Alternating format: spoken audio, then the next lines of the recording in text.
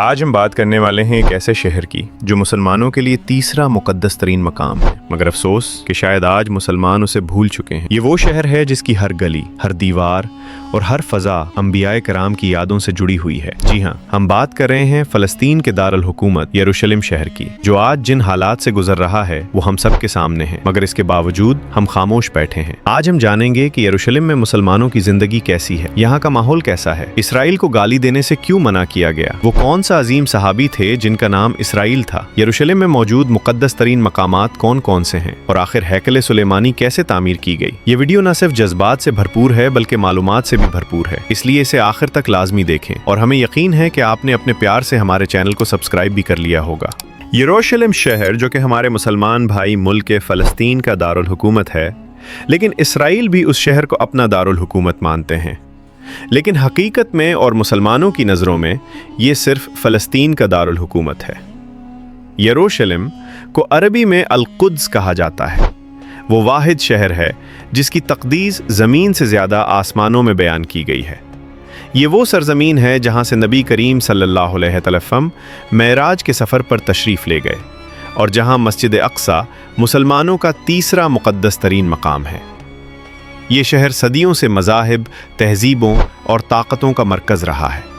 کبھی یہ کنانیوں کے پاس رہا، کبھی رومیوں کے قبضے میں آیا، پھر اسلامی خلافت کے زیر سایہ امن کی علامت بنا۔ حضرت عمر کا وہ تاریخی داخلہ آج بھی اس بات کی مثال ہے کہ اسلام نے القدس کو مذہبی رواداری اور انصاف کا شہر بنایا۔ یروشلم کی قدیم گلیاں صرف راستے نہیں بلکہ تاریخ کے زندہ اوراق ہے۔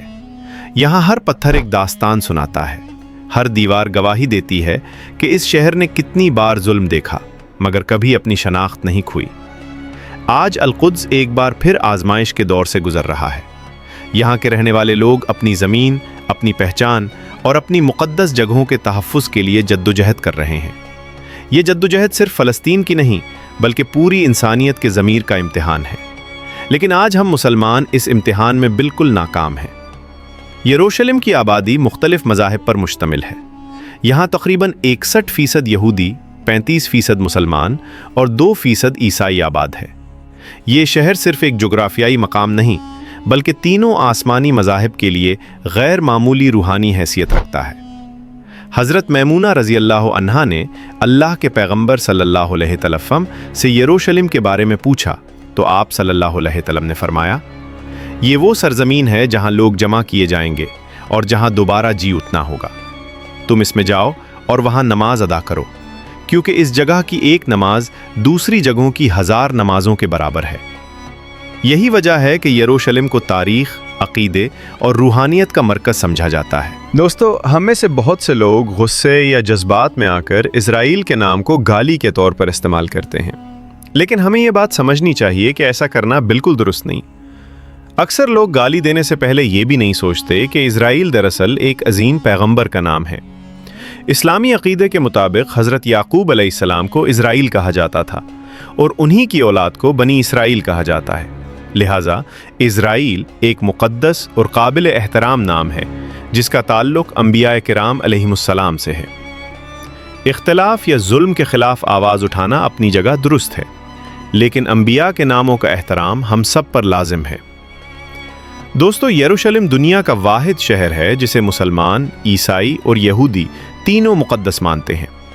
اندرون یروشلم میں تقریباً 90% دکانیں فلسطینی مسلمانوں کی ملکیت ہیں، لیکن اسرائیلی پر قبضہ کیے ہوئے ہیں۔ قدیم یروشلم شہر کے 7 دروازے ہیں اور اسے 4 کوارٹرز میں تقسیم کیا گیا ہے: مسلم quarter, Armenian quarter, Christian quarter اور جیوش کوارٹر۔ یروشلم شہر میں 3 قدیم پہاڑ موجود ہیں: جبل موریہ، جبل صہیون اور ماؤنٹ اولیو۔ ماؤنٹ اولیو وہ پہاڑ ہے جو یروشلم کو صحرائے یہودیہ سے جدا کرتا ہے۔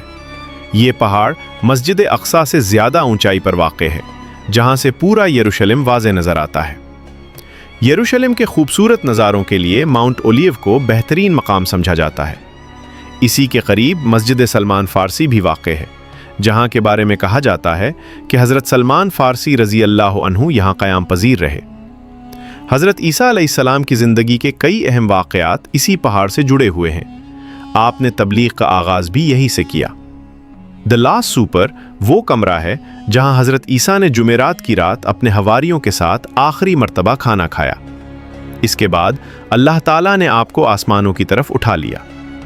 यहाँ एक मेहराब भी मौजूद है जहां मुसलमान नमाज अदा करते हैं और ईसाई इबादत करते हैं। माउंट ओलीव पर एक मस्जिद भी वाक़ है जिसे मस्जिद सऊद कहा जाता है। इस मस्जिद की तारीख़ी अहमियत बहुत ज़्यादा है। 12वीं सदी ईस्वी में जब सुल्तान सलाहुद्दीन अयूबी ने यरूशलेम फतह किया तो इस मकाम पर मस्जिद तामीर करवाई गई। इसी जगह पे एक कदम का निशान भी मौजूद है जिसके बारे में कहा जाता है कि यही वो मकाम है जहां से हज़रत ईसा को आसमानों की तरफ उठाया गया। मसीही ज़ायरीन यहाँ आकर हाथ लगाते हैं और मोम में बत्तियाँ जलाते हैं। ईसाइयों का अक़ीदा है कि हज़रत ईसा दोबारा माउंट ओलिव पर नाजिल होंगे। इसी पहाड़ पर यहूदियों की कदीम कब्रें भी मौजूद हैं। यहाँ दफन होने के लिए बाज़ौक़ात $10 लाख तक अदा किए जाते हैं। माउंट सहयून के करीब हज़रत दाऊद अलैहिस्सलाम की कब्र वाक़ है जिस पर चादर चढ़ाई जाती है। यहूदी यहाँ तौरात की तिलावत करते हैं। कब्र के अंदर मर्दों और औरतों के लिए अलग पर्दे लगे हुए हैं और बाज़ लोग कब्र को बोसा देते और सजदा भी करते हैं।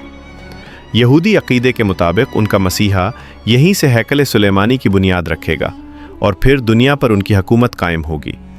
उनके झंडे पर मौजूद सितारा दाऊदी सल्तनत की अलामत समझा जाता है, जबकि नीली पट्टियाँ दरियाए फ़रात और दरियाए नील की तरफ इशारा करती हैं, यानी उनके अक़ीदे के मुताबिक हुकूमत की सरहदें यहाँ तक होंगी। प्यारे दोस्तों, यरूशलेम शहर में हफ्ते के दिन छठी होती है। उस दिन तकरीबन तमाम कारोबारी सरगर्मियाँ बंद हो जाती हैं, यहाँ तक कि ज़्यादातर ATM मशीन भी बंद रहती है। इज़राइल का एक शहर है जिसका नाम तल अबीब है। इस शहर की भी तारीख़ी अहमियत बहुत ज़्यादा है, इस पर भी बात करते हैं। रिवायात के मुताबिक हज़रत सुलेमान अलैहिस्सलाम ने तकरीबन 970 क़िबले मसीह में जिन्नात की मदद से एक अजीम हैकल की तामीर शुरू करवाई। तामीर के दौरान हज़रत सुलेमान का इंतकाल हो गया, मगर आप एक लकड़ी के सहारे खड़े रहे। जिन्नात ये समझते रहे कि आप जिंदा हैं, इसीलिए वो तामीर में मसरूफ़ रहे, यहाँ तक कि हैकल मुकम्मल हो गई। ये एक वसी व अरीज़ और शानदार हैकल थी जिसे 3 हिस्सों में तकसीम किया गया था। बैरूनी हिस्से में आम लोग इबादत करते थे, दरमियानी हिस्से में अंबिया की औलाद और उलमा इबादत करते थे, जबकि अंदरूनी हिस्से में ताबूत सकीना रखा गया था। इस हिस्से में दाखिले की इजाज़त सिर्फ आला आलिम को होती थी। 586 क़िबले मसीह में इराक़ के बादशाह बख़त नसर ने इस हैकल को तबाह कर दिया, लोगों को ग़ुलाम बना लिया और ताबूत सकीना को अपने साथ ले गया। शहर के बाहर एक बस्ती बनाई गई जहां उन ग़ुलामों को रखा गया और इस बस्ती का नाम तल अबीब रखा गया। बाद अज़ां ताबूत सकीना को अल्लाह ताला के हुक्म से किसी मखसूस मकाम पर मुंतकिल कर दिया गया जिसका इल्म सिर्फ अल्लाह को है। यरूशलेम को इसीलिए अंबिया और रसूलों की सरजमीन कहा जाता है और अल्लाह ही बेहतर जानता है कि इस मुक़द्दस शहर की किस ज़मीन पर कितने अजीम नबियों और पैगंबरों के कदम पड़े होंगे। दोस्तों, आप जानते हैं कि मसीही मज़हब के मुताबिक आखिरी ये ब्लैक फ्राइडे क्या होता है। दुनिया भर के मसीही ममालिक में नवंबर के आखिरी जुमे को ब्लैक फ्राइडे कहा जाता है।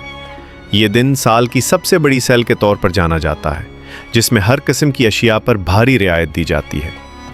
मसीही अक़ीदे के मुताबिक जुमे के दिन हज़रत ईसा अलैहिस्सलाम को मसलूब करने के लिए ले जाया गया था। इसी वजह से क्रिसमस की खुशियों से पहले लोग अपनी साल भर की कमाई खर्च करते हैं। कहा जाता है कि इसे सेल का नाम इसलिए दिया गया ताकि लोगों को ये एहसास ना हो कि वो दरअसल अतियात डोनेशन दे रहे हैं। इसीलिए बहुत से स्टोर्स पर सारिफीन को मुफ्त अशिया दी जाती हैं और कई जगहों पर 70 से 90% तक कीमतें कम कर दी जाती हैं ताकि कमज़ोर तबका भी क्रिसमस की खुशियों में शामिल हो सके। अब बात करते हैं हज़रत ईसा अलैहिस्सलाम की विलादत की। इस बात पर सबका इत्तेफाक है कि आपकी पैदाइश फ़लस्तीन में हुई, लेकिन तारीख़ के बारे में यकीनी तौर पर कुछ कहना मुश्किल है। अलबत्ता सूरह मरियम के मुताबिक अंदाज़ा होता है कि वो गर्मियों का मौसम था और खजूरों का फल पक चुका था। मोहतरम नाजरीन, हज़रत ईसा अलैहिस्सलाम और हज़रत मरियम अलैहिस्सलाम मुसलमानों और ईसाइयों दोनों के नज़दीक निहायत मुक़द्दस हस्तियाँ हैं। अलबत्ता अक़ीदे के लिहाज से तीनों मज़ाहिब का नुक्ता नज़र मुख्तलिफ है। ईसाइयत में हज़रत ईसा अलैहिस्सलाम को खुदा का बेटा नाऊज़ु बिल्लाह माना जाता है, जबकि इस्लाम के मुताबिक आप अल्लाह के बरगुज़ीदा बंदे और नबी थे जिन्हें बनी इसराइल की हिदायत के लिए मौजज़ात देकर भेजा गया। यहूदी हज़रत ईसा अलैहिस्सलाम को नबी तस्लीम नहीं करते, یہودی اپنی عبادات تورات کی تلاوت کے ذریعے ادا کرتے ہیں اور ان کی عبادت گاہ کو سیناگوگ کہا جاتا ہے۔ دنیا میں کینسر کے علاج کے حوالے سے اسرائیل کو ایک نمایاں مقام حاصل ہے، جہاں بڑی تعداد میں مریض علاج کے لیے آتے ہیں۔ یہودی حضرت عیسیٰ علیہ السلام کو اپنا مسیحا نہیں مانتے، بلکہ وہ ایک آنے والے مسیحا کے منتظر ہیں، جسے اسلامی عقیدے میں دجال کہا گیا ہے، جو ایک آنکھ والا ہوگا۔ اسلامی عقیدے کے مطابق حضرت عیسیٰ علیہ السلام کا دوبارہ ظہور دمشق کی جامع مسجد میں ہوگا۔ دوستو، اسرائیل میں بعض اوقات اپارٹمنٹ لیز پر دیتے وقت یہ شرط رکھی جاتی ہے کہ جب ان کا مسیحا آئے گا تو یہ معاہدہ خود بخود ختم ہو جائے گا۔ یہودیوں کے ہاں تدفین کے مخصوص طریقے ہیں۔ میت کو غسل دیا جاتا ہے، سفید کفن پہنایا جاتا ہے، سر پر مخصوص ٹوپی رکھی جاتی ہے، آنکھوں اور منہ پر مٹی یا مٹی کے برتنوں کے ٹکڑے رکھے جاتے ہیں، دفن کے بعد مٹی ڈال کر دعا کی جاتی ہے اور آخر میں سب آمین کہتے ہیں۔ ملک میں تقریباً 70% گھر 16 ایمپیئر کا برقی نظام استعمال کرتے ہیں۔ مسجد مروانی میں حضرت مریم علیہ السلام کی عبادت سے منسوب جگہ بھی موجود ہے، جو مسجد اقصیٰ کے بیسمنٹ میں واقع ہے۔ یہودی دن میں 3 مرتبہ عبادت کرتے ہیں، صبح، دوپہر اور شام۔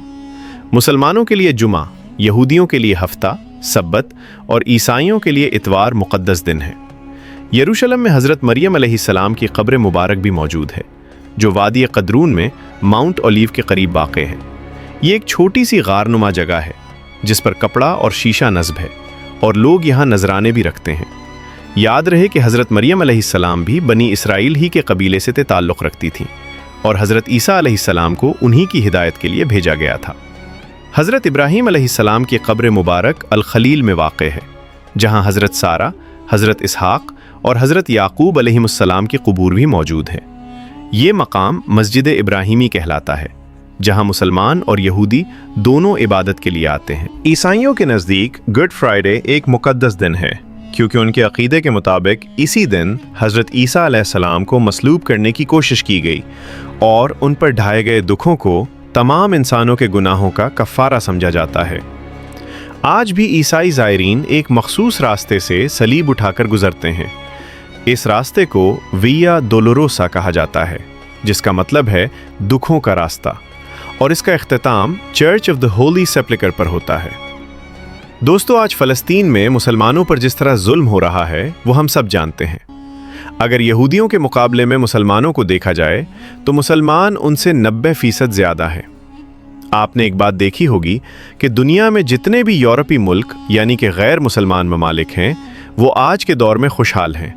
تقریباً تمام غیر مسلم ممالک خوشحال ہیں، لیکن مسلمان ممالک جیسا کہ یمن، شام، فلسطین، عراق، کردستان، ان سب میں مسلمانوں پر ظلم کیا جا رہا ہے، جبکہ مسلمان تو آبادی میں زیادہ ہیں۔ آخر اس سب کی کیا وجہ ہے؟ سب اپنی رائے کا اظہار کمنٹ سیکشن میں لازمی کرنا کہ آپ اس پر کیا رائے رکھتے ہیں۔ تب تک کے لیے اگر آپ کو آج کی یہ ویڈیو انفارمیٹک لگی ہو تو ویڈیو کو لائک اور چینل کو سبسکرائب کر دیں۔ ملتے ہیں انشاءاللہ ایک نئی اور دلچسپ ویڈیو کے ساتھ۔ اپنا خیال رکھیے۔ اللہ حافظ۔